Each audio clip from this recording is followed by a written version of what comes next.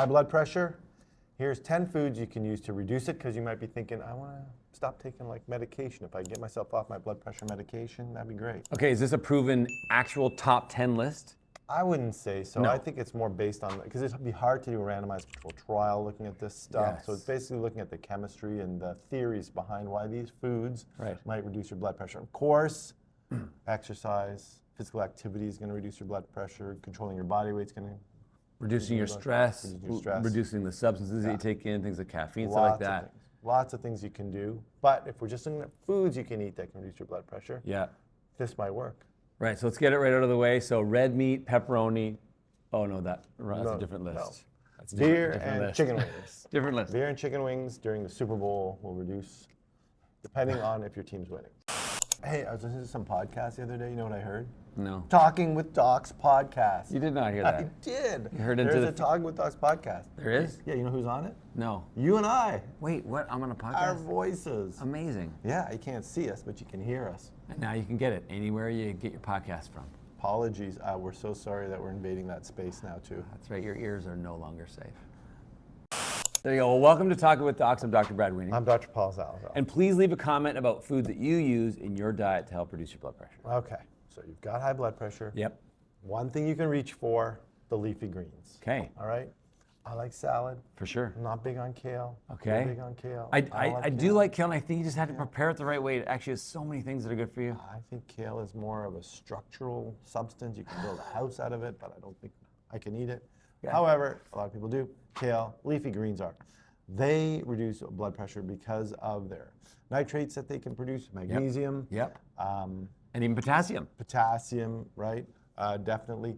Things that are present in leafy greens, which are good. However, there are some risks with leafy greens. There are. Oxalates can cause kidney stones if you eat a whole heck of a lot of them. Or if you're someone that's susceptible. Obviously, most people can eat oxalates and have no issues with kidney stones. But if you are someone, for sure, you got to be a little bit careful.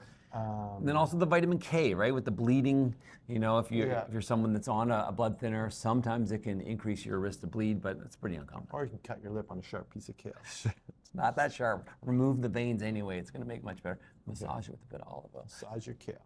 Number 2 is beets. So this includes beetroot juice, pickled beets, cooked beets, as well as beet supplements. Now, Paul's just dying Beets, to do Bears, Battlestar Galactica. dying to do the little bit from the office.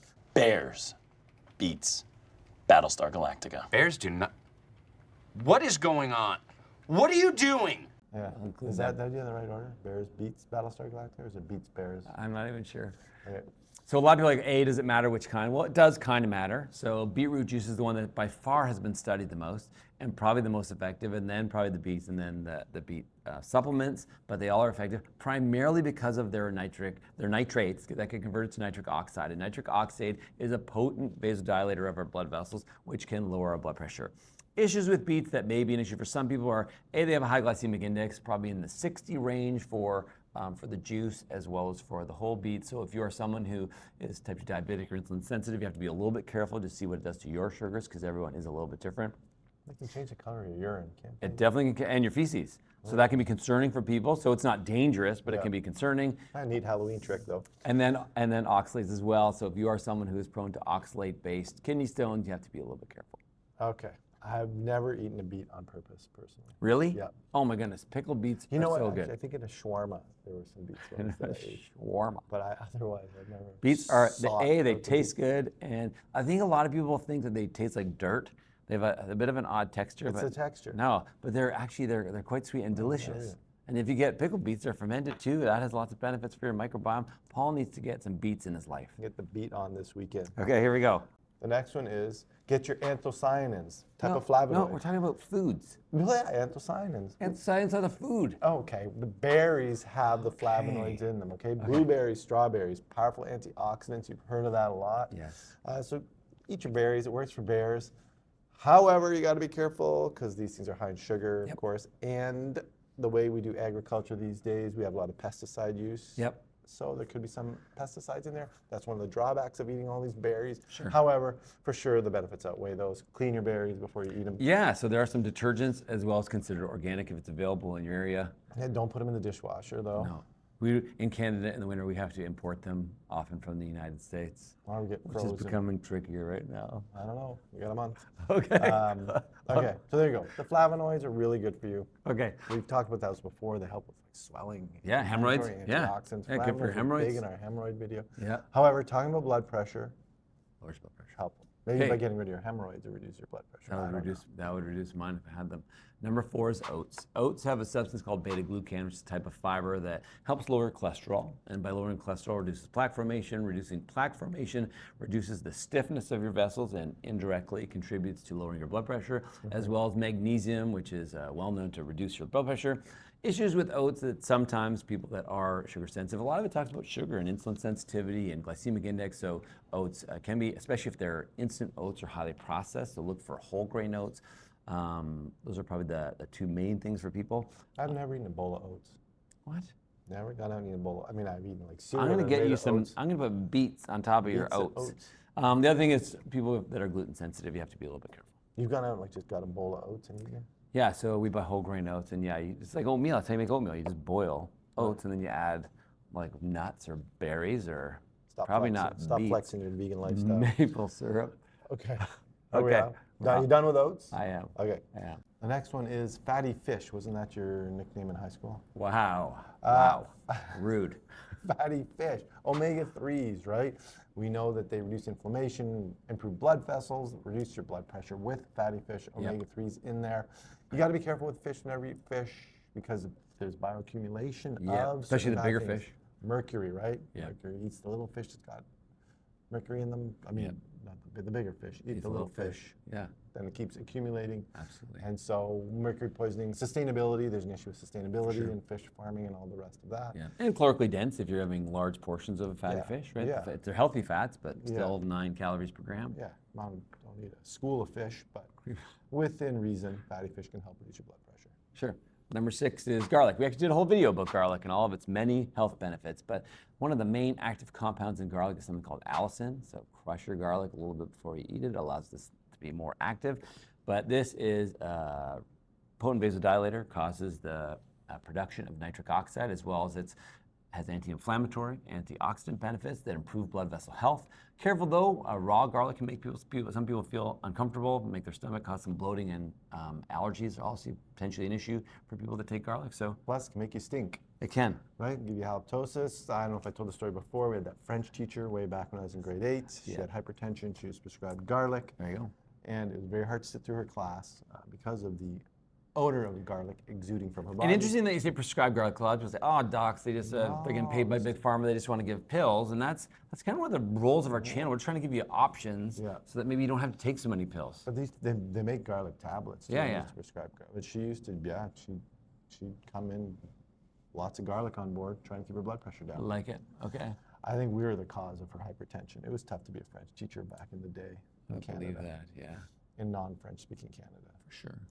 Next one would be pomegranates. Okay, number 7, I pomegranates. love pomegranates. Really? Yes, I really do. Do you buy like the whole thing and you You peel it? can and buy it's them already, squirty? you can buy them already peeled off. Yeah. All It's those. a lot of work. Yeah, and they stain like crazy. I feel like that would raise my Yeah. blood pressure if I had No. to get the Getting pomegranate. the pomegranate raises it, but then once you eat the pomegranate, reduces it because of its antioxidant, anti-inflammatory properties. Just be careful because they are sugar, Right. refined sugar, and they can interact with some medications. I don't know exactly which ones. Google that, but there are some medications that pomegranates do interact with. I remember that. On a side, yeah, because they talked a lot about the cardiology guys are always saying, "Oh, pomegranate this, Yeah, pomegranate you juice." can, yeah. So recently, my wife and I have started drinking pomegranate juice after going to your place that one time. Oh, yeah. Pomegranate juice with non-alcoholic gin. Okay, because you had it with alcohol Yes. gin at our house. Yeah. I was just gonna say, my wife uses it in champagne as well. Yeah. But if you're gonna reduce alcohol's not gonna help your blood pressure. The non-alcoholic gin tastes like gin. Yeah, sure. It's wild. Yeah, you put the pomegranate juice in there? Yeah. It's good. And you good. actually put the pomegranates in there too. Yeah.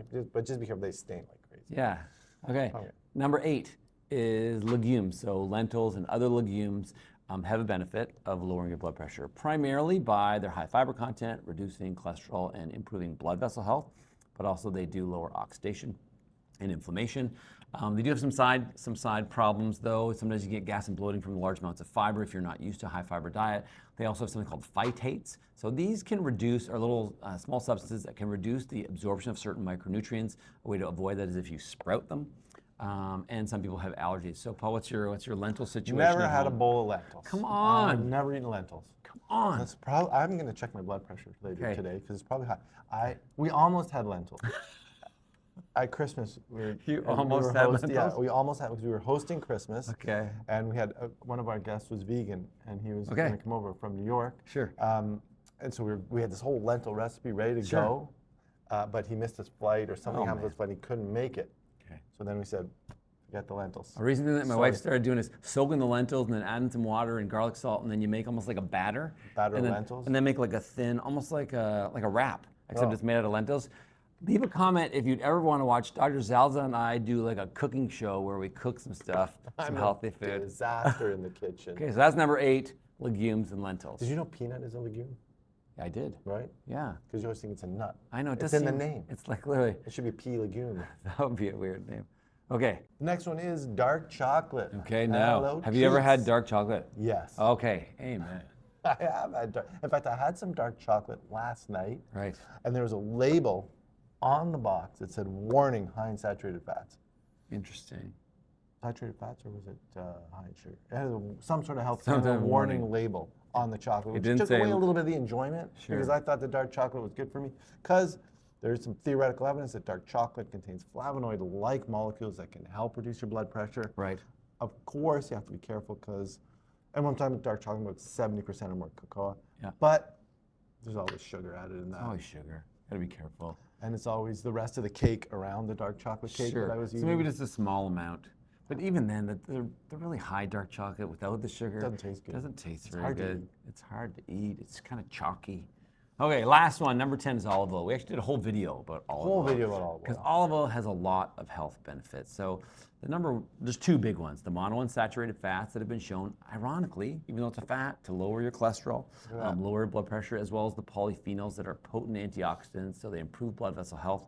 We do have to be a little bit careful with olive oil because of the way that can be processed, has a low smoke point, so if you cook with it, also it's calorically dense. So be sensible about your olive oil consumption, not too much thinking, I'm just gonna chug a gallon of this Well, just to reduce people my were blood talking pressure. about taking a tablespoon of olive oil a day, Yeah. or a teaspoon of No, olive it's a oil. tablespoon. It's a Yeah, tablespoon. That's table, all. 1 to 2. And I think I don't do that. I don't know what's wrong with me. How come I don't take it? But then the other day I was dipping my bread in some olive oil, and I was yeah. like, oh, I do. I do use I olive do use oil. olive oil. Very I just don't nice. take the tablespoon, but Yeah. I probably ingested more than a tablespoon just with the It's loaf sneaky, of bread yeah, that I it's put in there. sneaky with the bread because it sucks So in. good. You put a little bit of red wine vinegar in there too. Oh, yeah.